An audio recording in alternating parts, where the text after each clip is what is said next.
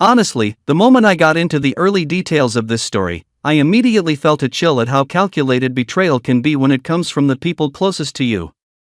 To me, this isn't just an affair, it feels like a carefully planned scheme designed to strip a man of everything he has built in his lifetime. What I personally find unacceptable is how a wife could calmly plan to erase her own husband right on the anniversary of the company he helped build. That level of cold calculation and disrespect goes far beyond a simple betrayal, and if you think success guarantees peace, this story will completely challenge that belief. Let's see how a sharp-minded man turned his enemy's own trap into the downfall of their entire plan. I never expected my marriage to turn into a game. But as I sat across from Mia at our candlelit dinner, watching the way she swirled the wine in her glass, I knew that something was off. Her eyes flickered with something unreadable, something calculated. "Jake," she said, setting her glass down with a deliberate clink, "I've been thinking." That was never a good start. "Yeah," I said, keeping my voice even. She inhaled deeply, as if gathering the nerve to say something she already knew I wouldn't like. "We've been together for 10 years. And I love you, I do. But don't you feel like, I don't know, like maybe we've gotten a little stale?" I blinked. "Stale? Not in a bad way," she rushed to explain, reaching across the table to touch my hand. It was soft, familiar, but I felt an undercurrent of something new. Guilt? Excitement? I just mean we've settled into a routine. Work, dinner, sleep. We hardly even have sex anymore, Jake. And when we do, it's the same every time. I opened my mouth to argue, but she wasn't wrong. Life had become predictable, comfortable. But since when was comfort a bad thing? I narrowed my eyes. "What exactly are you saying?" Mia took another sip of wine before answering, her voice careful, measured. "I want us to try an open marriage." The words hit me like a slap. I jerked back, pulling my hand away as I let out a stunned laugh. "You're joking. I'm serious." "No, Mia. What the hell?" My voice was sharp now, the shock wearing off and making room for something uglier. "You want to screw other people?" She bristled. "That's not what I said." "That's exactly what you said." Her face twisted in frustration, like I was the one being unreasonable. "Jake, I don't want to leave you. I just think a little freedom could bring something fresh into our relationship. You know, spice things up." I ran a hand down my face, trying to wrap my head around this. I'd heard of people doing this, but Mia had never even hinted at it before. Where the hell was this coming from? "Is there someone else?" I asked, my voice low. "No," she said quickly. Too quickly. "Of course not. I just think we should have the option. No sneaking, no lies, just honesty. Transparency." I studied her carefully, searching for cracks in her conviction. "And you think this would help us?" She nodded. "Edo. We'd set rules. Boundaries.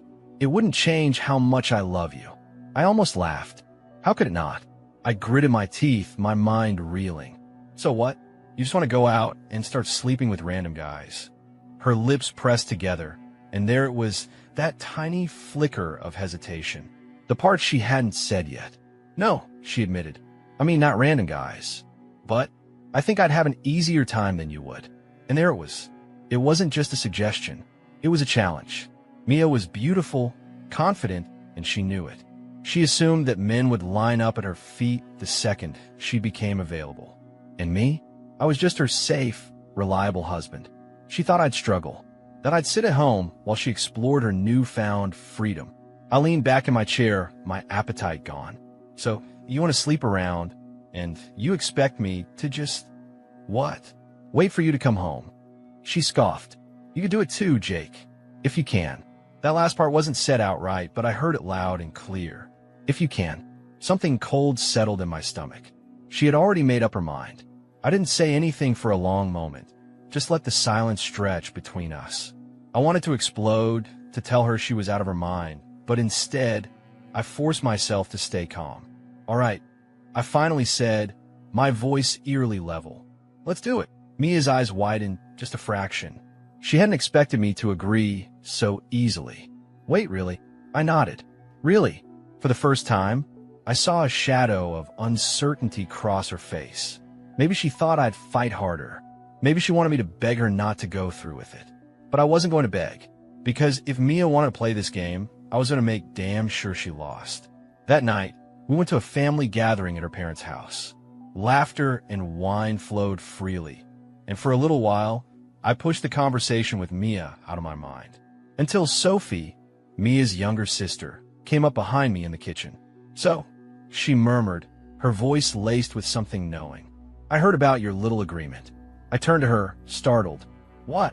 She smirked, tucking a strand of her dark hair behind her ear. Mia wasn't exactly quiet about it. She told Mom when she thought I wasn't listening. I exhaled, shaking my head. "Jesus." She leaned against the counter, watching me. "You really agreed to this?" Didn't seem like I had much of a choice. Sophie's gaze flickered with something unreadable, something curious. "And what are you going to do about it?" I shrugged, playing it cool. "Guess I'll just have to see what happens." For a moment, she just stared at me, her lips curving into a slow, almost amused smile. "You know," she said, her voice low, "Mia always did underestimate you." And just like that, something shifted. Maybe this game wouldn't go the way Mia expected after all. Mia wasted no time. The next morning, she was up early, dressed in tight black leggings and a fitted workout top that showed off just enough cleavage to make a statement. I sat at the kitchen table, sipping my coffee, watching as she hummed to herself while scrolling through her phone. "You're in a good mood," I said casually. She looked up and smiled, but there was something different about it. A smugness.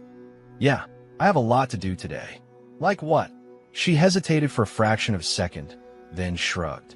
"Just errands." I didn't press. I knew what she was really doing.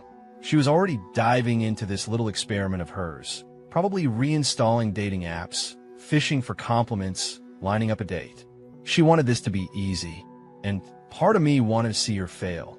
I had no intention of starting anything with another woman right away. Not yet, at least. But I wasn't about to sit back and let her assume I'd be the loser in this game. I had too much pride for that. I grabbed my phone off the counter as she grabbed her keys. As she headed toward the door, she turned back, her expression carefully neutral. "What are you up to today?" I smiled. "I think I'll just see what happens." The words were deliberate. I wanted her to wonder, to question, to feel the tiniest sliver of doubt. Her lips pressed together, but she nodded. "Okay, well, have fun." And with that, she was gone. I leaned back in my chair and took another sip of coffee, feeling something I hadn't felt in a long time. Control. For the first few days, Mia was glued to her phone. I caught her smiling at her screen more than once, biting her lip like a teenager flirting with her crush. She was careful, though. No obvious names, no suspicious behavior. But I could see it, the excitement, the thrill of the hunt. She was convinced she had the advantage. And then there was Sophie. It started small. A few extra texts here and there. "Hey, Jake, can you help me move some furniture this weekend? Just saw this new whiskey you'd love. Sending you a pic. Mia's crazy, huh?" That last one was sent late at night.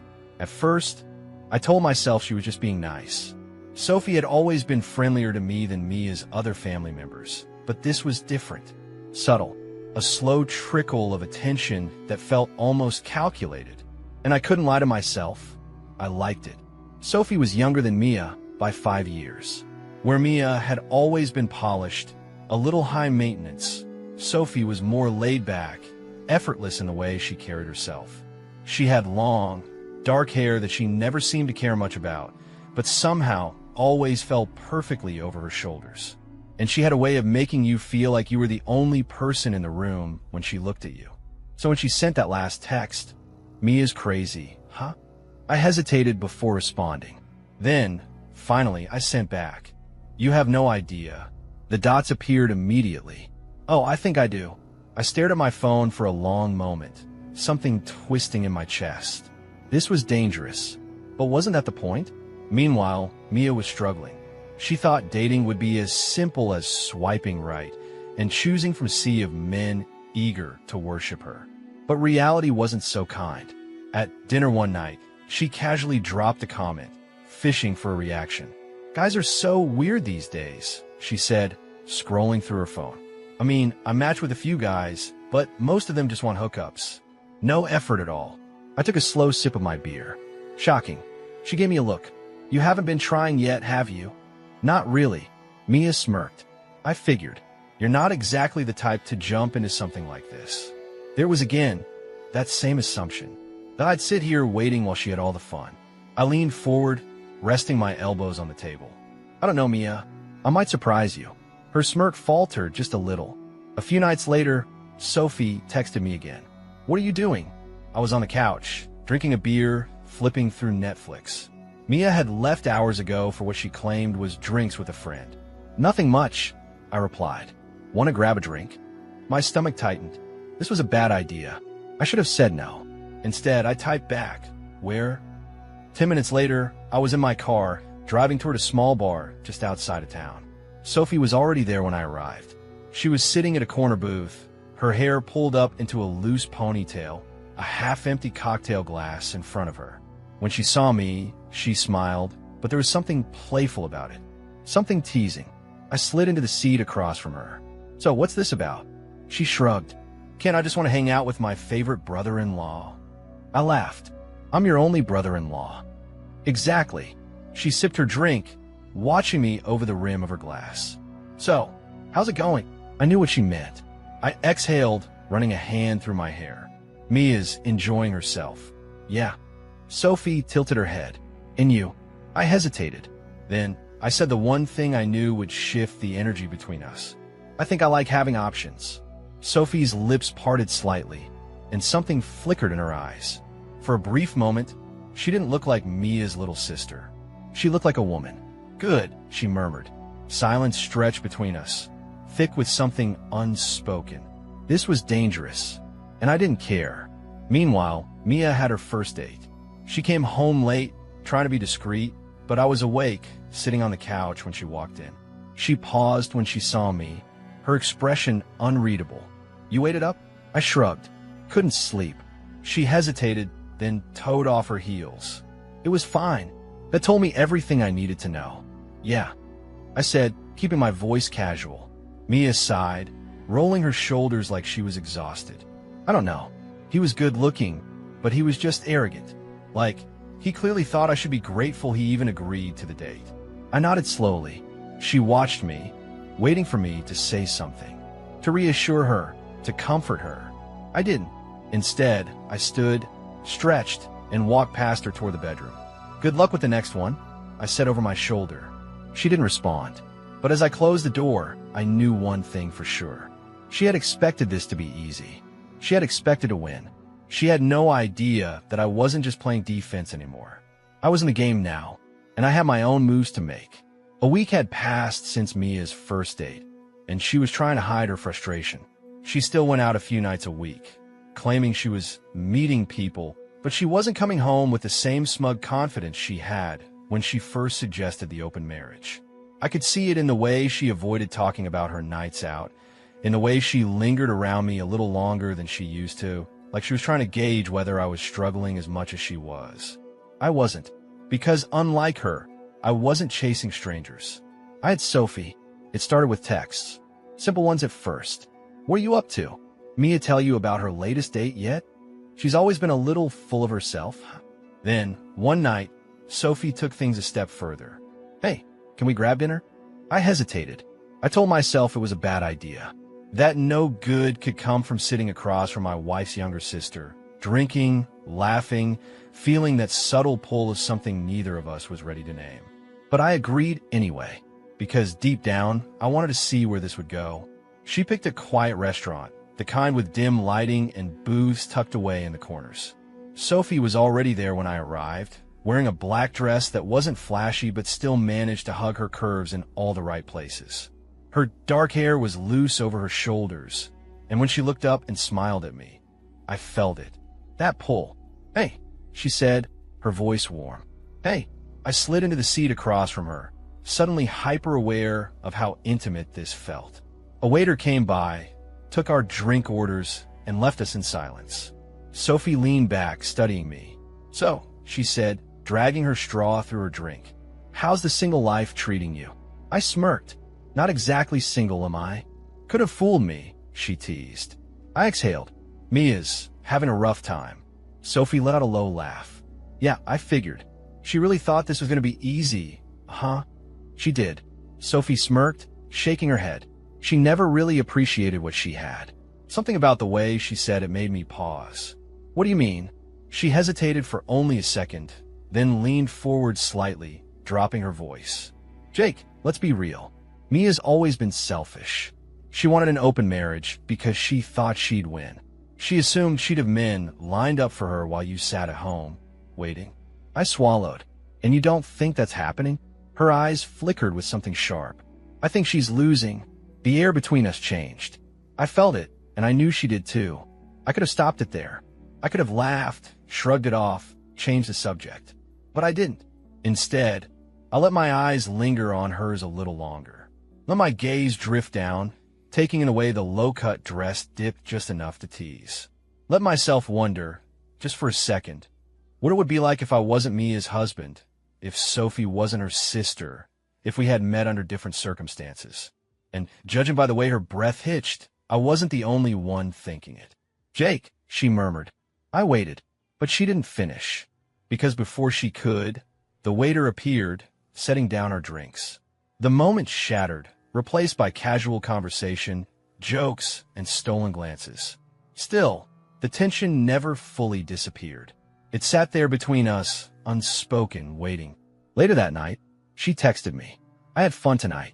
We should do it again. I stared at the message for a long time, my pulse thrumming. Then, finally I typed back, yeah, we should. And just like that, the game had changed. Mia came home late again. I was sitting on the couch, one arm draped lazily over the backrest, a beer in my hand, watching the door as she walked in.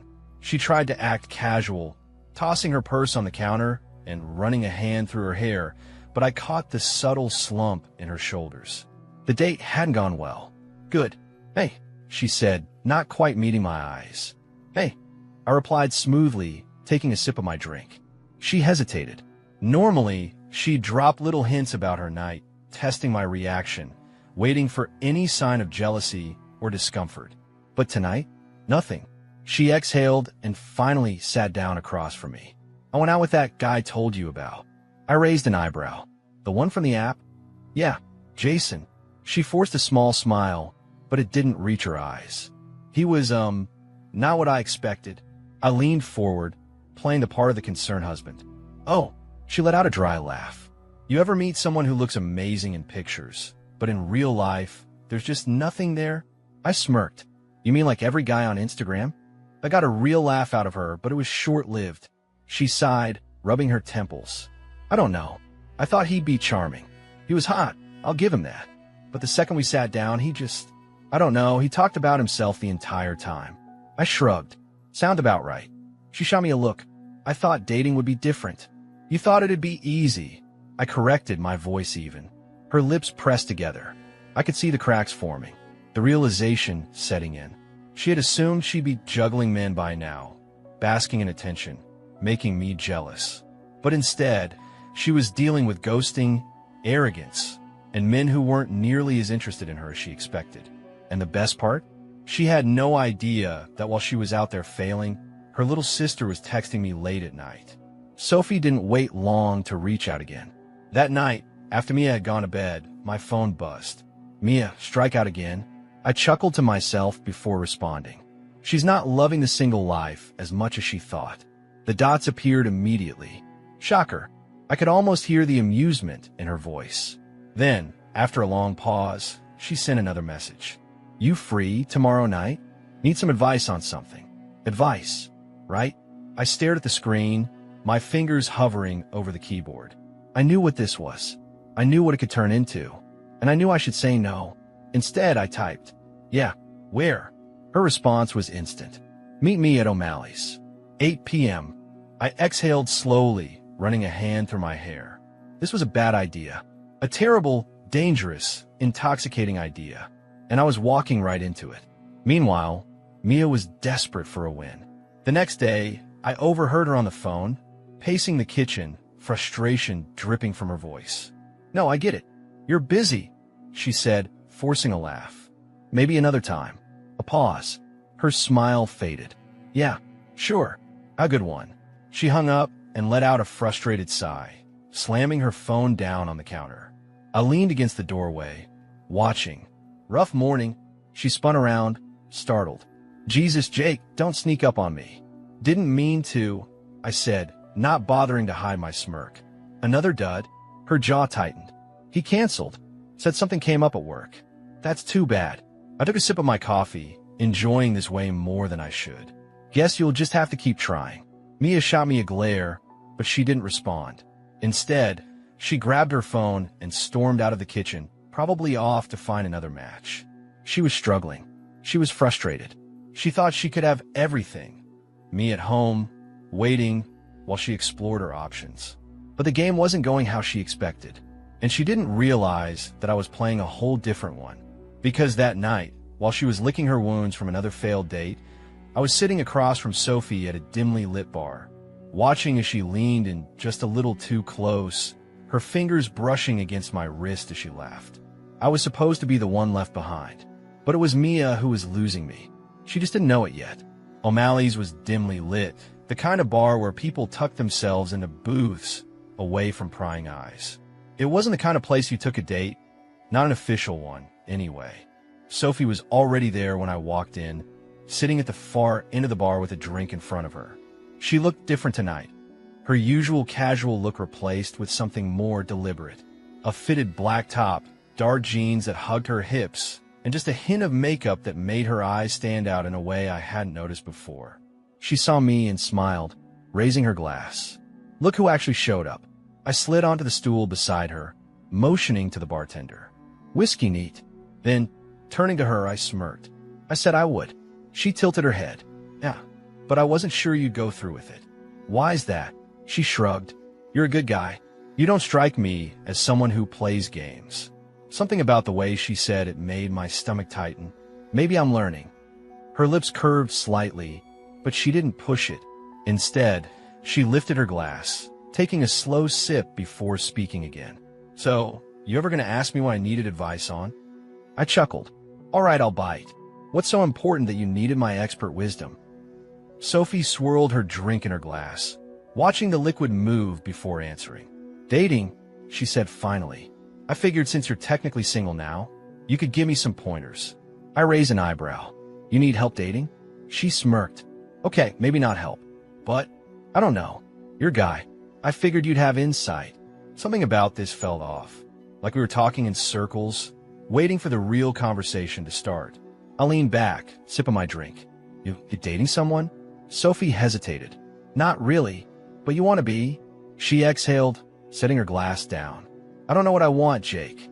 The way she said my name sent a slow pulse of heat through me. I should have stopped this. I should have set a boundary, reminded myself who she was. But I didn't. Instead, I let the silence stretch between us, thick with something unspoken. Finally, Sophie broke it. Do you ever think Mia made a mistake? I frowned. What do you mean? She turned to face me fully, her dark eyes searching mine. Do you think she really understood what she was doing when she asked for this? I scoffed. No, she thought she'd have men lined up, worshipping her. Sophie smirked. Yeah, that sounds like Mia. She was close now, not in an obvious way, but enough that I could smell her perfume. Something light and sweet, completely different from Mia's usual expensive, overpowering scent. She bit her lip, hesitating. Then, in a voice barely above a whisper, she asked, "What if she loses you?" Something snapped. I didn't think. I didn't stop to consider the consequences. I just reached for her.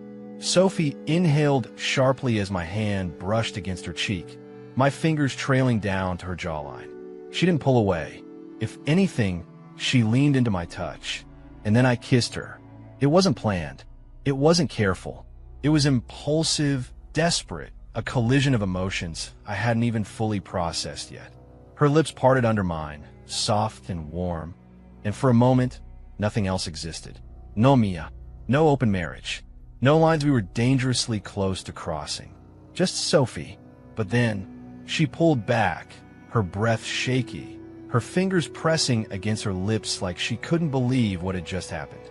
"Jake," she whispered. Reality crashed down around us. I clenched my jaw, dragging a hand through my hair as I exhaled sharply. Shit. Sophie swallowed hard, her face unreadable. "We shouldn't have done that," she said, but there was no conviction in her voice. I nodded, even though every part of me was still screaming for more. I know. She hesitated for a long moment, then grabbed her bag. I should go. I watched her slip out of the bar, my pulse still hammering in my chest. I knew I should regret it, but I didn't, and that was the real problem. I told myself the kiss with Sophie was a mistake. I told myself it wouldn't happen again. But lies have a funny way of unraveling when the truth is too tempting to resist. Sophie and I didn't speak for 3 days after that night at O'Malley's. No texts, no calls, nothing. But I felt her absence like a weight in my chest. Mia, meanwhile, was oblivious, too busy trying to salvage her disastrous attempt at an open marriage. Every night, she left the house looking for validation, for excitement. And every night, she came home looking more defeated than the last. She didn't realize that while she was chasing ghosts, I was right here, being seen by someone else, being wanted by someone else. Sophie was the first to break. On the 4th day, she texted me. I can't stop thinking about it. Neither could I, but I didn't respond right away. I let the message sit there, my heart pounding as I stared at the words. This was the moment I could stop it, draw the line before it went too far. But I didn't. Instead, I typed back, "Me either." The dots appeared instantly. Can we talk? Talk, right? I knew damn well that wasn't what we wanted to do. We met at her place. Mia thought I was out with friends, and Sophie's roommate was conveniently out of town. The second I stepped through the door, I knew we were past the point of no return. Sophie stood in the living room, biting her lip, her arms crossed like she was trying to hold herself back. But her eyes told me everything. She wanted this, just as badly as I did. I closed the door behind me, the air between us crackling with tension. "This is wrong," Sophie murmured. I nodded. "I know." She took a slow step forward, her breath shallow. "Then why are you here?" I didn't have an answer. Or maybe I did. I was here because she saw me. Because she made me feel something Mia hadn't in years. Because when she looked at me like that, like I was the only man in the world, I couldn't bring myself to care about the consequences. Sophie swallowed hard, her fingers trembling as she reached for me. I met her halfway. The second our lips collided, all the hesitation, all the guilt disappeared. This wasn't careful. This wasn't calculated. This was raw, desperate, years of neglect crashing down into a single moment of reckless need. Her hands were in my hair, my fingers gripping her waist, pulling her flush against me. I backed her against the couch, her breath hitching as she fell beneath me. "Jake," she gasped, her nails digging into my shoulders. I groaned, my lips trailing down her neck, her skin warm and soft beneath my mouth. I didn't think about Mia. I didn't think about what this would do to her. Because in that moment, Mia was nothing but a fading memory. And Sophie? Sophie was everything. It didn't stop there. That night ignited something between us. Something neither of us could put out. Vomit secret. Stolen moments in hotel rooms. Late night drives to nowhere. Quiet mornings where she curled up against me, tracing invisible patterns on my chest, whispering things I'd never thought I'd hear again. "You deserve to be loved, Jake," she told me once, her fingers threading through mine. And for the first time in a long time, I believed it. Mia still had no idea. She thought she was in control. She thought this was her game. But she didn't realize that while she was searching for something better, I had already found it. And it wasn't her. Mia had always been confident, borderline cocky. When she suggested the open marriage, she had believed, without a doubt, that she would be the one thriving while I floundered. But she wasn't thriving, and I wasn't floundering. I was winning. She just didn't know it yet. At first, she was too caught up in her own failures to notice anything had changed. She was frustrated, exhausted, trying to make something work that simply wasn't. But then, slowly, she started to notice things. The way I seemed lighter. The way I didn't react when she casually mentioned her dates anymore. The way I suddenly started taking my phone with me everywhere. At first, it was just small moments of hesitation. A fleeting look when I walked past her with my phone in hand. A pause before she spoke, like she was deciding whether or not to ask me something. But then, one night, she finally said it out loud. "You seem different." I looked up from my book, raising an eyebrow. "Different how?" She hesitated. "I don't know. Just different.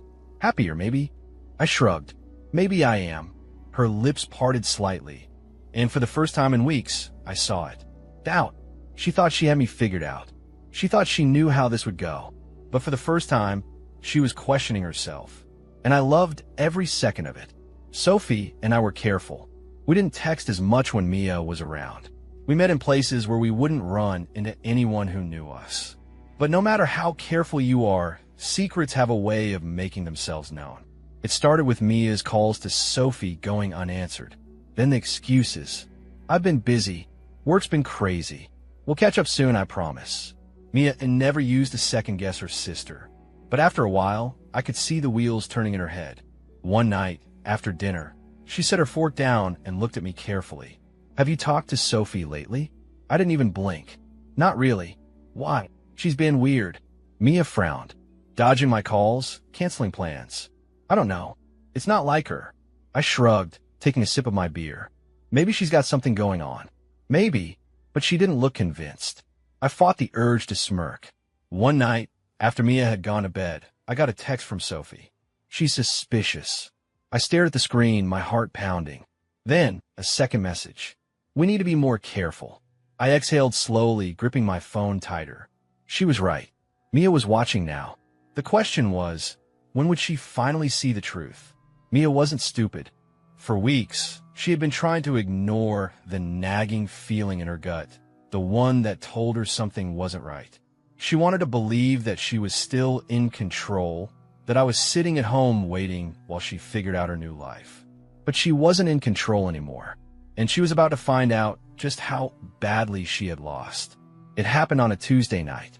I was in the shower when I heard it, the unmistakable sound of my phone vibrating on the bathroom counter. I ignored it at first, letting the steam wrap around me as I rinsed off. Then I heard Mia's voice. Who's Sophie? The world screeched to a halt. I turned off the water, my pulse hammering. I hadn't locked my phone. Fuck. I grabbed a towel and stepped out, finding Mia standing there holding my phone in both hands. Her face was pale, her lips pressed into a thin, bloodless line. But it was her eyes that hit me the hardest. She had finally seen the truth. I swallowed, keeping my voice as steady as I could. Mia. She held up the phone. You've been texting my sister. I exhaled, running a hand through my wet hair. Mia, I can explain. Explain what? Her voice was eerily calm, but I could see the storm brewing beneath the surface. That you've been sneaking around with my fucking sister behind my back. She threw the phone onto the counter with a sharp clatter, crossing her arms. Tell me the truth, Jake. How long has this been going on? Lying was pointless now. I met her gaze, my voice low. A while. She let out a bitter laugh, shaking her head. Jesus Christ, you really fucking did it. I didn't say anything. She turned away, gripping the edge of the sink like she needed something to hold on to. I knew something was off. I knew she was acting weird, but I never thought. She stopped, her shoulders rising and falling with heavy breaths. Then, slowly, she turned back to face me. And when she spoke again, her voice was quiet. Did you sleep with her? I hesitated. Her jaw clenched. Don't you dare lie to me, Jake. I exhaled, my chest tightening. Yes. Her face crumpled. For a long moment, she didn't say anything, just stared at me like she was trying to process the wreckage of everything she had built. Then she let out a sharp, broken laugh. I thought I was the one who was supposed to be winning this, she whispered. I swallowed the lump in my throat. Mia, you pushed me away. You wanted this. She snapped her head up, eyes blazing. I wanted freedom, Jake. I didn't want this. I didn't respond, because deep down, we both knew the truth. She had assumed she would win. She had assumed I would be the one left behind. She had never even considered the possibility that I might find someone else, that I might find her sister. Mia's hands trembled as she braced herself against the counter. She looked like she might be sick. Then, in a whisper, she asked the one question I knew was coming. Do you love her? Silence. The longest, heaviest silence of my life. I could have lied. I could have spared her the final blow. But instead, I looked her in the eye and said the only thing I knew to be true. I don't know. Mia inhaled sharply, like I had physically struck her. She nodded slowly, stepping back like she needed to put space between us. Wow. I ran a hand down my face, exhaustion pressing against my bones. Mia, don't. She held up a hand. Just don't. Her eyes were red now, glossy with unshed tears, but she refused to let them fall. She lifted her chin, forcing herself to keep it together. And then, with a cold, hollow laugh, she said the words that changed everything. You know what, Jake? You're right. I frowned. What? You're right, she repeated, her voice steadier now. I did push you away, and I made a mistake. But you... She let out a sharp breath, shaking her head. You fucked my sister. I didn't respond. There was nothing to say. She wiped at her face, her lips curving into something that wasn't quite a smile. I hope she was worth it. And with that, she turned on her heel and walked out. I stood there for a long time after she was gone, staring at my reflection in the mirror. Mia had lost, but somehow it didn't feel like I had won. Mia didn't come home that night. I didn't know where she went, and honestly, I didn't ask. A part of me expected her to come storming back through the door, screaming, throwing things, demanding answers, demanding me. But she didn't. Instead, she vanished. And for the first time since this whole thing started, the house felt too quiet. Not peaceful, not freeing, just empty. I barely slept. My mind kept replaying her face, the way her breath hitched when I admitted I'd slept with Sophie, the way her hands had trembled when she asked me if I loved her. And my answer, I don't know, because I didn't know, but I knew that I needed to see Sophie. Not just because of Mia, not just because of the fallout. I needed to know if we were real. The next day, I called Sophie. She answered on the first ring. Jake. Her voice was soft, uncertain, like she already knew. She found out, I said. Sophie let out a slow breath. I figured. She saw the messages. A pause. Did you tell her everything? Yeah. Silence. Then, after a moment, she whispered, Are you okay? That question caught me off guard. Was I okay? I wasn't sure. I wasn't heartbroken. I wasn't drowning in guilt. But I was something heavy, something restless. I don't know, I admitted. Sophie hesitated. Then, finally she said, Come over. And I did. When I got to Sophie's apartment, she was already waiting at the door. She was barefoot, wearing an oversized sweater that hung just low enough to show the curve of her thigh. Her hair was loose, a little messy, like she had been running her hands through it all morning. She looked nervous. She stepped aside to let me in, then closed the door behind me. For a moment, neither of us spoke. Then she sighed. Jake, what happens now? I ran a hand down my face, exhaling slowly. I don't know. Did she say anything else? I shook my head. She just left. Sophie bit her lip, nodding. She walked to the couch, sitting down with her knees pulled up, her arms wrapped around them. I sat beside her, close enough to feel her warmth but not touching. We sat there in silence for a long time. Finally, Sophie spoke. You know she's never going to forgive either of us, right? I let out a humorless laugh. Yeah, I figured. Sophie turned to face me fully, her dark eyes searching mine. Then she said the words that hit me harder than anything Mia had. I don't regret it, Jake. I inhaled sharply. Sophie's fingers curled around the edge of her sweater, her knuckles white. I know I should. I know this is insane, but I don't regret it. My chest tightened, because I didn't either. She swallowed. I've wanted you for years, Jake. Longer than I should have. She gave a broken laugh, shaking her head. And when Mia opened that door, when she made you available, I couldn't stop myself. I stayed quiet, because I knew. I had felt it too. The way she looked at me, the way she listened, the way she had always been there. Long before Mia ever realized she was losing me, Sophie had seen me. Sophie looked down, her voice barely a whisper. You don't have to choose me. You don't have to do anything. I reached for her hand. She sucked in a breath as I laced my fingers with hers. Sophie, I murmured.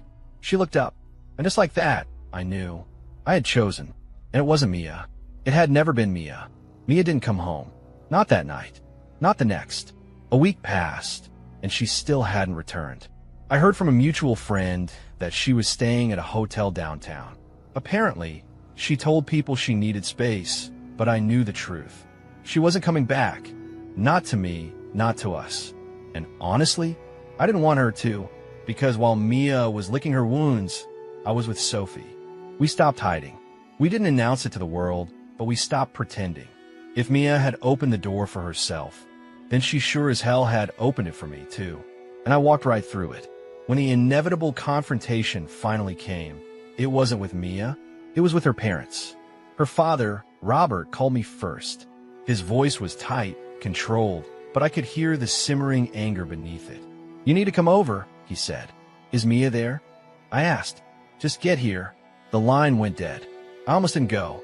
I almost decided it wasn't my problem anymore. But something told me this wasn't just about Mia. This was about Sophie, too. So I went. When I arrived at Mia's parents' house, her mother barely looked at me. She was sitting on the couch, arms crossed, staring out the window like she couldn't bear to acknowledge my presence. Mia was nowhere to be seen. But Robert? He was waiting. The second I stepped inside, he closed the door behind me, his expression hard. "Seed." I did. For a long moment, he just looked at me. Then, finally he spoke. "You really fucked up, Jake." I exhaled, leaning forward. "I know." He scoffed. "Do you?" "Because I don't think you do." I stayed silent. He ran a hand down his face, shaking his head. "Look, I won't pretend that Mia was perfect. She can be selfish. She's always had a certain way of thinking about the world." I almost laughed at the understatement. "But you married her, Jake," he continued. "You made a commitment to her." I clenched my jaw. "She's the one who wanted an open marriage. And you're the one who fucked her sister," he snapped. Silence. A long, heavy silence. Then Robert exhaled, sitting back. "Do you love her?" It wasn't the first time someone had asked me that. But this time I had an answer. "Yeah," I said quietly. "I do." His jaw tightened. Then, to my surprise, he nodded. "Then you'd better not fuck this up, too." I blinked. "What?" Robert sighed, rubbing his temples. "Mia's done with you. That much is obvious. But Sophie? She isn't like her sister. She actually feels things. She's not just looking for the next best thing. If you're going to be with her, then you'd better be damn sure about it." I swallowed, my chest tightening. Because I was sure. I had never been more sure of anything. I stood, meeting his gaze. "I am." Robert stared at me for a long moment. Then, finally, he nodded. "Then go." The fallout was brutal. Mia refused to speak to Sophie. Their parents tried to mend things, but it was useless. The damage was done. Some people took Mia's side. Others accepted that this was our choice now. Either way, I didn't care. Because Sophie was mine, and I wasn't going to let her go. Months later, as I lay in bed with Sophie curled up beside me, her breath warm against my skin, I thought about everything that had led me here. The open marriage, the betrayal, the choices. And I realized something. Mia had thought she was setting herself free. But in the end, I was the one who had been set free. And I had never felt more alive.